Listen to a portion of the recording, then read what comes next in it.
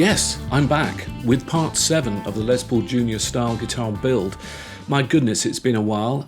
Lots been going on. I've been in France for a lot of it, but it's been so cold here. I couldn't get through the finishing stage. Anyway, it's finally done, and here's the show all about it. So if you can, please subscribe. If you can't, well, I don't know why you wouldn't be able to. Anyway, please subscribe, so I'll see you all soon. It looks like spring is about to spring into action.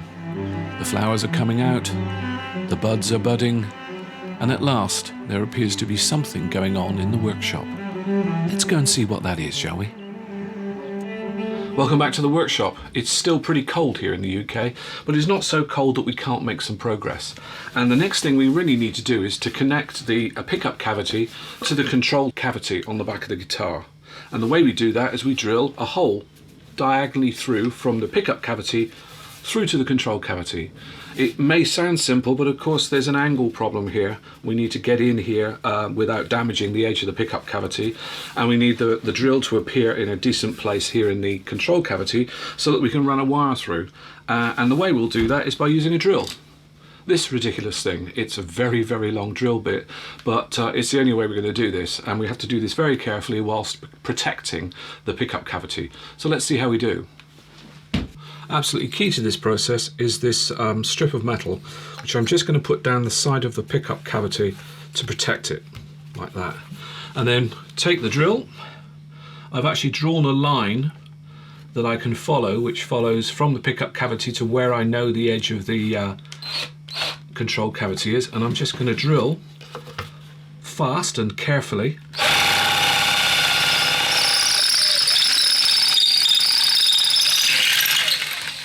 So that seems to have gone successfully all the way through.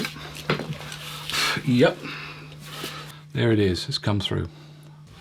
The last hole that we have to drill on the body is going to be a hole that connects the pickup cavity to the bottom of one of the post holes.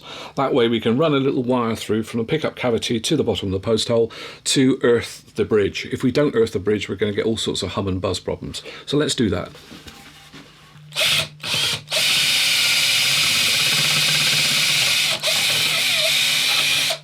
Perfect.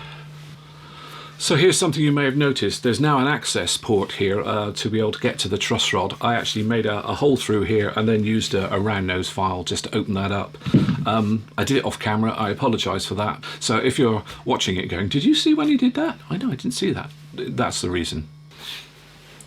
So as you can see, we are getting scarily close to finishing this guitar in terms of the woodwork and the preparation for the finish. There's a debatable step I'm going to make here. I think I'm going to fit machine heads next. Now, some people would argue that that is best done after the finish is on. I depart from that. I like to get the guitar actually functional before I put the finish on, if I can. I think that gives me the maximum flexibility to fix any problems I may have with it. So what I'm going to do is I'm going to drill out these holes to make them fit my selected machine heads, and then I'm going to fit them. And I may even put some strings on, maybe just 2, just in order to see what the functionality of the guitar looks like, and gives me the opportunity therefore to do any fixes I may need to do to get it right, to get it absolutely right. So I'm going to put those machine heads in. And a quick measure with the digital micrometer tells us that we need to drill 6 10mm holes. And remember, you need to clamp a bit of sacrificial wood on the back of the headstock to avoid tear out.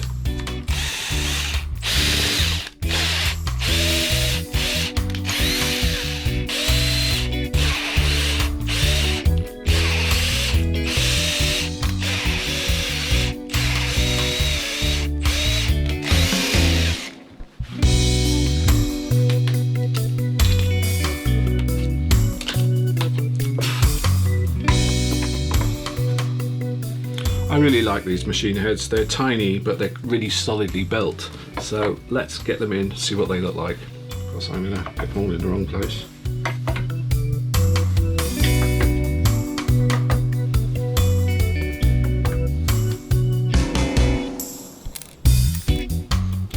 Now, if this was going to be historically accurate, this would be 2 strips of 3, and they would have sort of ivory buttons on them. But my pickup is chrome, and I'm not trying to create a replica. I think for now these look just great. So I've been fiddling with this now for about 5 minutes trying to get these lined up. I know that if I don't get these lined up exactly right, I'm going to be looking at this for the rest of my life going, they're not lined up. You know, it's like that picture that's slightly skew-if on the wall. Now, I'm sure there's some sort of scientific method of doing this. I've tried using a set square, I've tried using a little bit of metal, I've used a piece of brass that I've got that I often use to line up machine heads. But if they don't look right, they don't look right. So I'm just going to tidge with them. And then once I've got them exactly as I think they look right, I'm going to drill through the little pilot hole so I can put the screws in.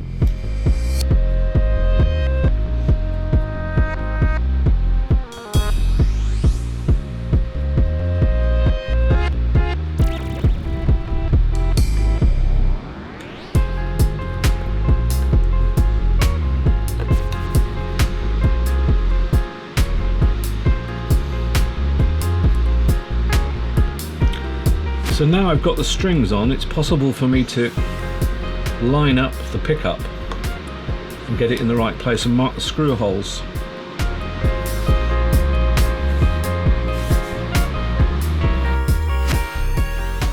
I'm sure you all realise by now that I love a balance together. I love putting a guitar together, you know, even before it's finished. I think you learn so much about it, and this has just got a couple of strings on it, the bridge is in place, the pickup's in, the tuners are all functioning, and I can already hear that the octave is correct, so I know the intonation is at least going to be close. So I'm going to now take it to pieces again, but it's a wonderful thing to do, and I really encourage anybody who's building a guitar to do a balance together, because it's heartening, it's inspiring, and it keeps you on track. So here we go, let's take it all apart.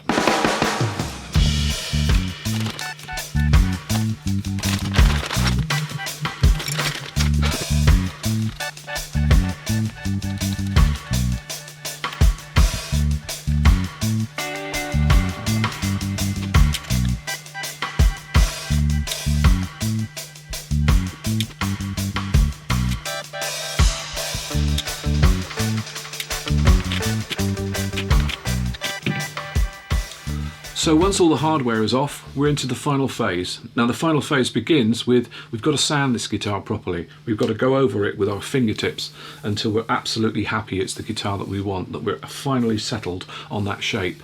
If the neck still feels a bit thick, then you can still make it thinner. If you want the sides a bit smoother, keep sanding them till they're smooth. If the headstock's a bit thick, we can still get to it. But once we put that finish on, we're committed. So get it right before we put any finish on it. Of course, I've forgotten something. I've forgotten the hole for the jack plug. So I'm going to drill a 22mm hole here, and I'm going to fit a Telecaster style socket here. I don't like the traditional Les Paul Junior plastic bent thing, so I'm going to fit something which I think is a bit more appropriate.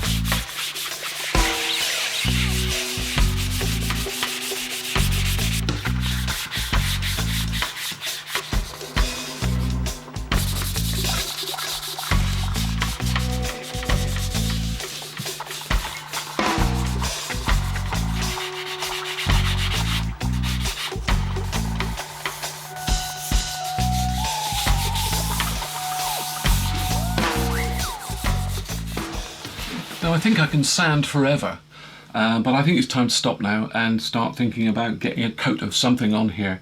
I've gone right down to like 600, 400 grit. A lot of people say that's not necessary. I think go to 400, go to 600 if you want to, and then stop. But one thing I don't want to do is to spray the fretboard. I'm going to seal up the fretboard so it doesn't get any sort of finish on it at all.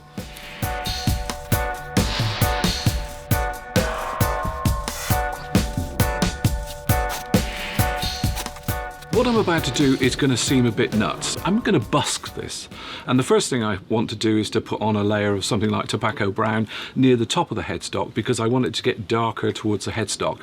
And then I'm going to work up and down the neck with lighter vintage amber colours, and then I'm going to work into the body. I'm going to have to try and prime the body and then put orange on top of it and then fade between them.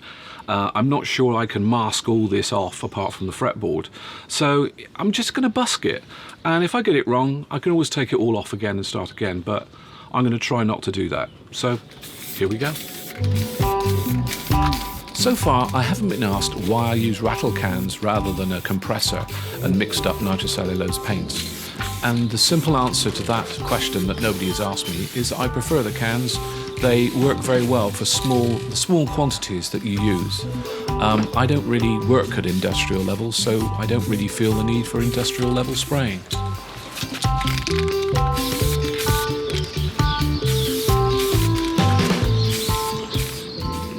Well, that seemed to go pretty well. I mean, it's a start. I mean, the headstocks and the neck have got a nice colour on them, so that's pretty successful. We just need to crack on now and do some more. And if it goes wrong, we'll take it all off. Now, my wife is very tolerant of me. She puts up with me sanding in the living room and working in the kitchen, but one thing she really detests is when I spray in the garden. This is the only day I can do this. It's like the perfect day for spraying. So I will do it as quickly as I can.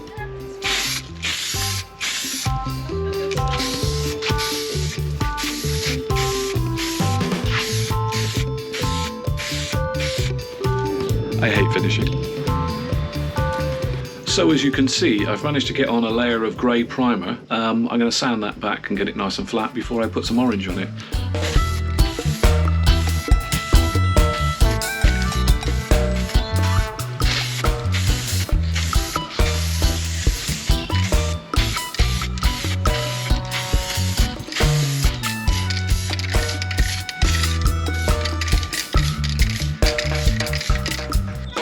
Finally, it's orange. Probably not the orange you were thinking. It will actually go a little bit redder than that, but I think we're just going to leave it for tonight. Finally, job done.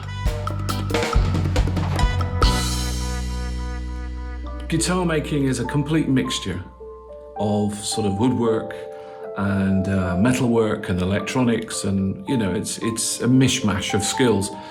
But one of those skills is my weakest, and the weakest skill is definitely finishing. I just find the process torturous. Anyway, it's been a day. Managed to get a finish on the neck, grey primer on the body, and got the first coat of orange on it. When I looked at it, I thought, yeah, this one actually will look good relict. So I think I'll relic this guitar, and I will continue tomorrow. Yeah, this is my staircase, by the way. Feel like Kermit the Frog. Laters.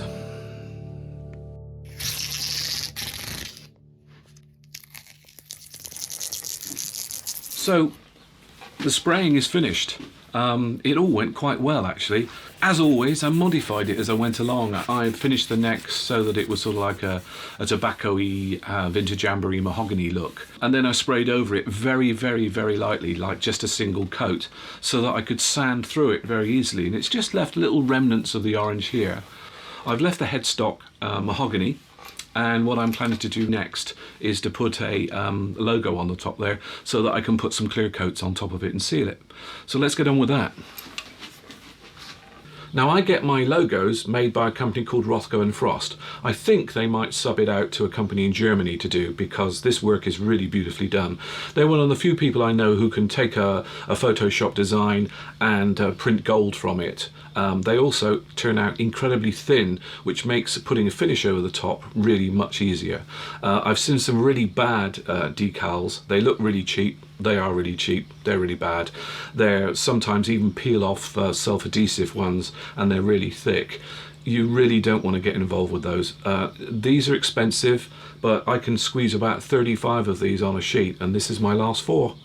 So if I mess this up, I'll have 3 left. So let's not mess this up. Now, there can't be many of us out there who have never done anything with decals before. Anybody who's ever had an Airfix kit or some sort of plastic model kit with decals on it has done this before. So, you know what the score is. Oh, there it goes. Right. Just going to get this a little bit wet first. I'm doing this upside down, so I'm making life really difficult for myself.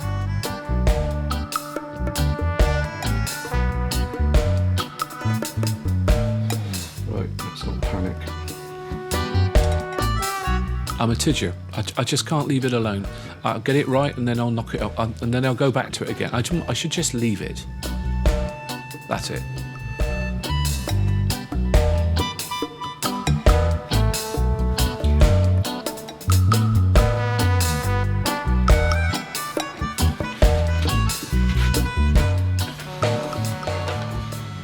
Well, that looks pretty damn fine. I'm pretty happy with that. All of a sudden, it's not really just a Les Paul Junior. It's my Les Paul Junior, and I absolutely love this guitar. I'm very much looking forward to playing it.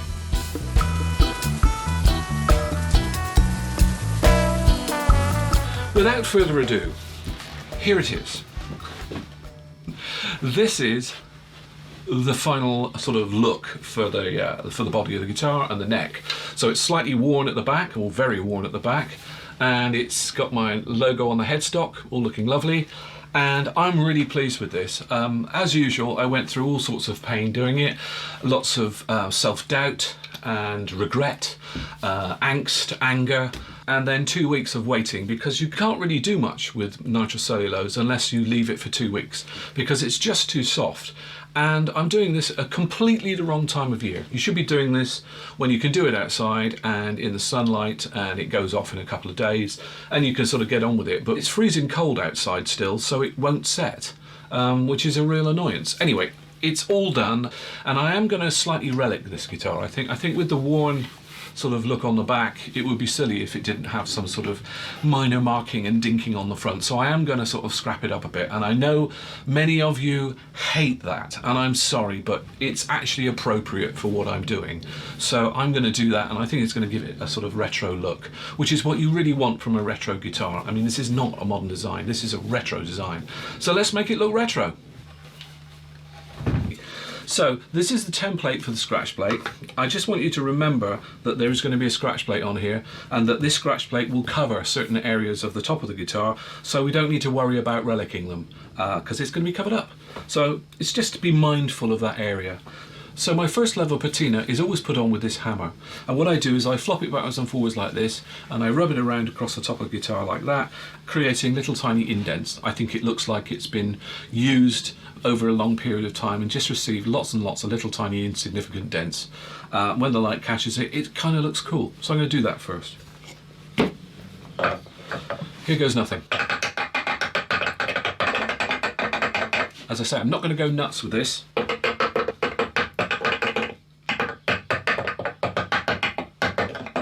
Yeah, this is beginning to look a little bit roughed up.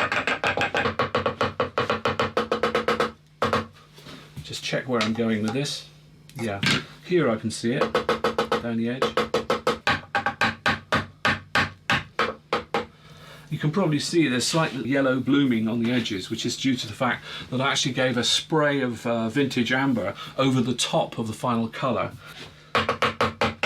That's given it sort of a slightly yellow aged look to some of the paint, but not everywhere. My next phase is to actually knock off some of the finish. Now I'm going to do this very sparingly because I don't want to make this guitar look rubbish. I'm just going to scrape off straight through, in some places right to the wood, but not often, just in a few places where I think and I know that guitars generally get hit. They generally get hit around the edges, and they generally get hit on the top bout here, where people, I don't know, just knock things on it. I think guitars fall over as well. Around here, I'll probably have some as well, and probably around here, because this gets terribly abused where the jack plug goes in. That's very common.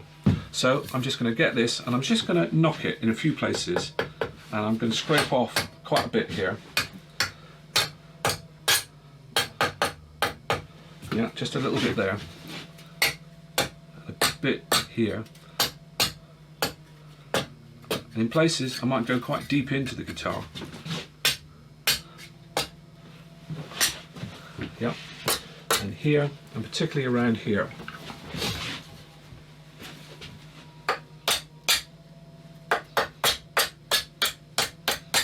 People ask me how I get such a realistic finish for my sort of aged guitars, and the real fact is I'm not very good at finishing guitars, so I get them as good as I possibly can, so that you know, they're almost like I'm going to leave them at that point, and then I mess it up.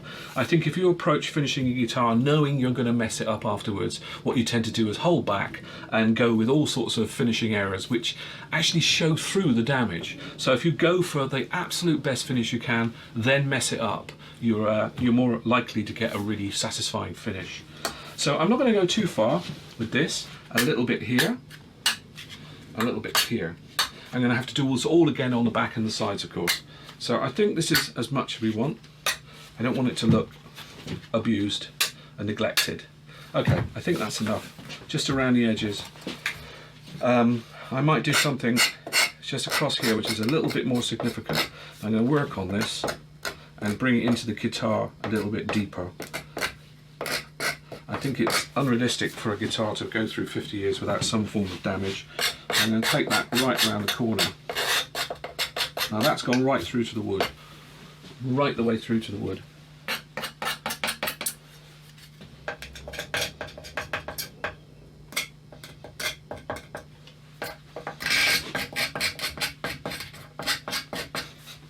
I used to find this very difficult to do. It's hard to mess up your work deliberately. Okay, let's just...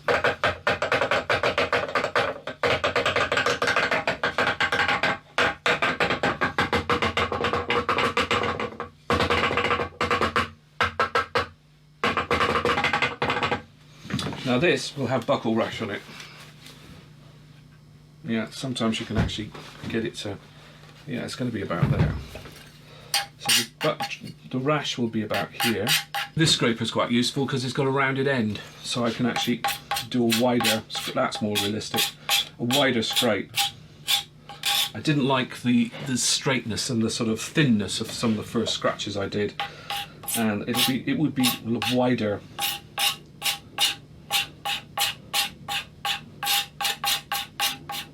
I think that's probably enough. And again, back.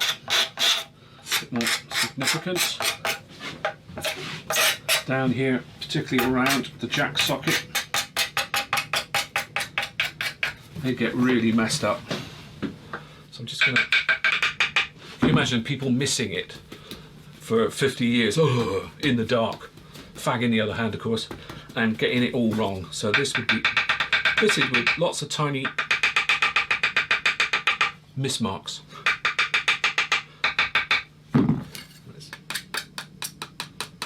Yeah, that's enough of that. I'm not going to go too far with this, I keep telling myself. Right, let's just take a pair of pliers or something.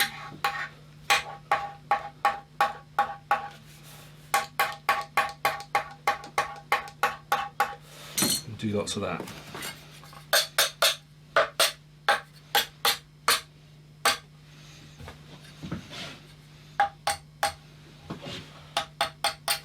Couple on this little heel, just a little bit on there, a bit on there.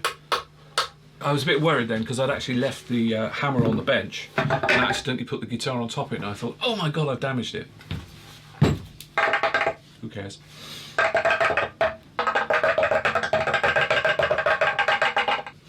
With this hammer I sort of get little damage.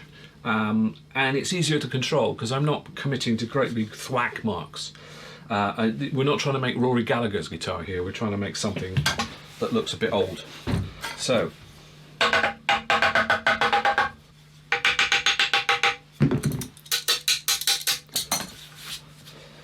the trick of course is to keep varying it.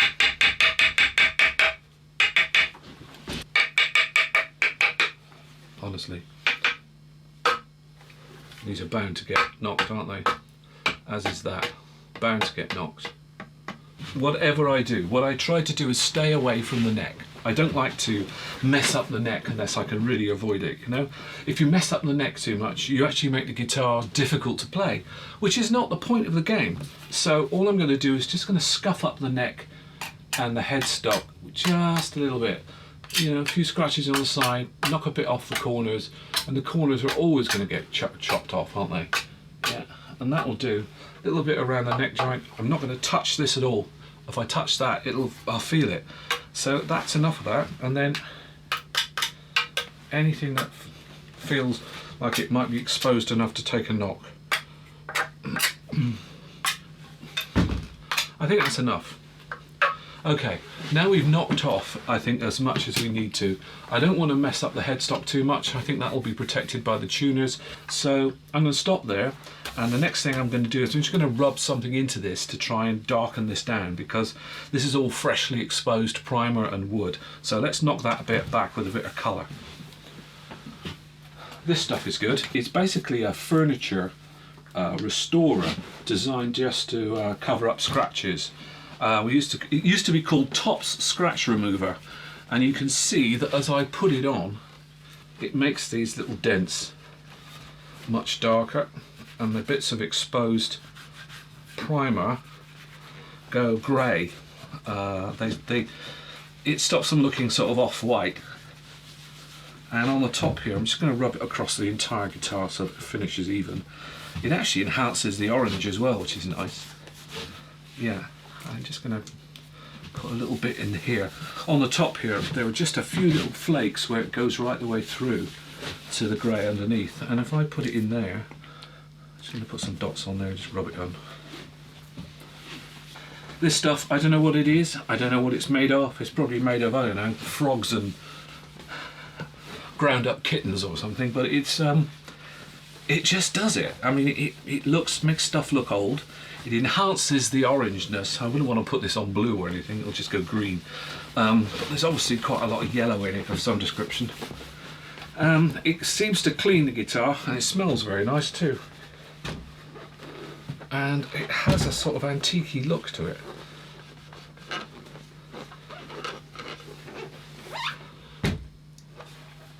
That's looking fantastic. Nice. Bits like that. So we're nearly there. We need to make a scratch plate using our scratch plate template, and we've also got to make a truss rod cover, something matching to go on the headstock there. So here we go. Well, that was part 7. If you enjoyed it half as much as I did, you had a pretty terrible time. So I'm sorry about that. There'll be one more episode to go, and then we're done with this build. I look forward to seeing you next time. Keep building, and please subscribe.